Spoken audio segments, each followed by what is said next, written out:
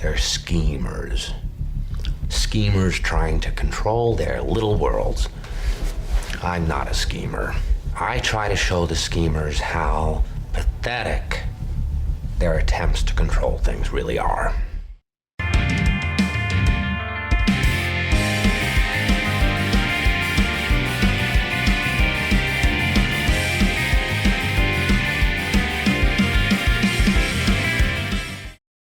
The internet's favorite fence sitter pissed off all the right people.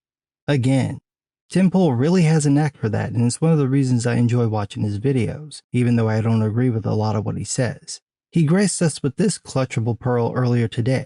Quote, "No one who claims to oppose vaccine mandates, who then went and got vaccinated due to fear of losing their job or money, actually opposes mandates. That sucking sound you hear isn't Brie Larson trying to whistle. It's the sound of thousands of booty holes puckering in unison because Tim Pool is right. Search your feelings, you know it to be true. He's also wrong. Click that dislike button a little too quick, didn't you?" Tim Pool got into this a few weeks ago with Jack Murphy. Jack has kids, and he's concerned about the mandates being placed on high school kids as a condition of them going to school and playing sports. Tim argued that if Jack is really against the mandates, then he shouldn't let his kids play sports. Jack rejected this because he wants his kids to be happy, and playing sports makes them happy. He doesn't want to take this away from them, particularly his son, who sounds like he's at the point where he needs something to focus his attention or give him a sense of purpose. They both made fair points. However, I think in principle, Tim is right. Have the courage of your convictions and refuse, or admit that they're not as important to you as you claim.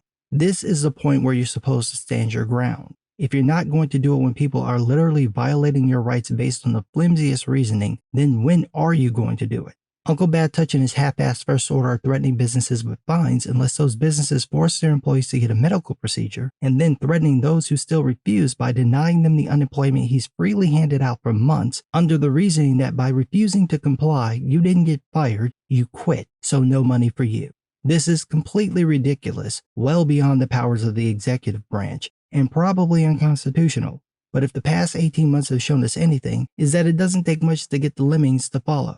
If you find this unreasonable, you should stand up against it. Otherwise, what's the point of your opposition? You're against government mandates in theory, but not when you're put to the task? If you're not willing to stand up for what you believe, do you really believe in it? That's Tim's point, and it's a very good one. It's easy to say you stand for something when there's no risk involved. It's harder to do it when your ass is on the line. But there can be no better proof of your convictions than you standing up for them when they're challenged. When someone tells you to stay in your lane, you're supposed to say, "Make me," not cower as you move aside.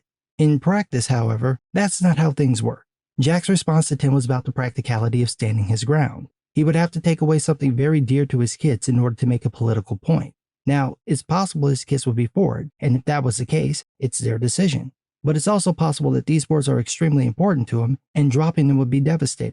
You can say that someone should stand their ground, job be damned, but the reality is that people still have bills to pay, mouths to feed, things that need to get done, and they can't do them if they've been fired from their job. Once Uncle Bad Touch sees that he can get away with forcing businesses to fire people, the next step will be forcing businesses not to hire people. Think about how we got here. We went from 2 weeks to stop the spread, to 18 months of a lockdown, to businesses refusing to serve people without masks, to businesses refusing to serve people without vaccination cards, to firing people because they won't get an unnecessary medical procedure for a condition with varying symptom levels and a 98% survival rate, a procedure that also doesn't stop you from getting the condition, cure you of it, or stop you from spreading it. That's the level of power crazy we're dealing with. So it makes sense that anyone worried about how far this could go and how fast it could get there would hedge their bets just to make sure they're not getting screwed. You can't fault anyone for not wanting to take risks, especially when they're not the only ones affected by that choice.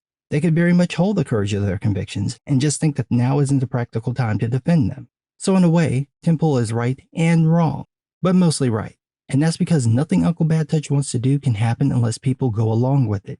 If you refuse to get vaccinated and no one from the state or the federal government will enforce his pussy-ass mandate and no business will fire you, fines be damned, what can he actually do?